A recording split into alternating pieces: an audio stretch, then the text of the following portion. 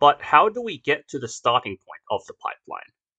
The pipeline I just described begins with FASTQ files, but how do we get them? Generally speaking, there are three ways. Firstly, they can be obtained directly from a sequencing machine after a sequencing run.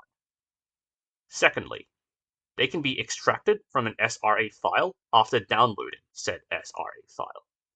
And lastly, FASTQ files may be downloaded directly. Out of these three methods, I especially want to talk about the first one, since sequencing machines may sometimes produce a corrupted FASTQ file, but the situation may still be salvageable. And to understand how, we need to learn a bit more about the sequencing process. When sequencing a sample, machines first generate a data file containing the visual output from the sequencing process. This visual output is then interpreted into sequencing data.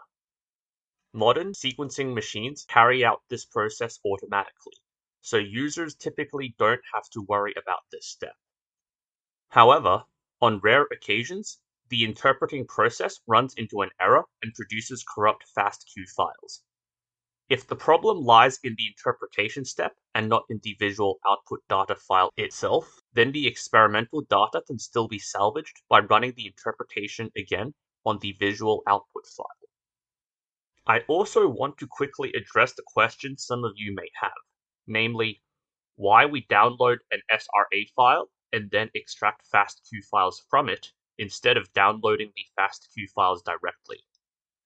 The simple answer is that this is not always an option. Some databases, such as NCBI, store their data in the sequence read archive file format. In order to use data from these databases, we have to go through the process of first downloading SRA files and then extracting FASTQ files from them.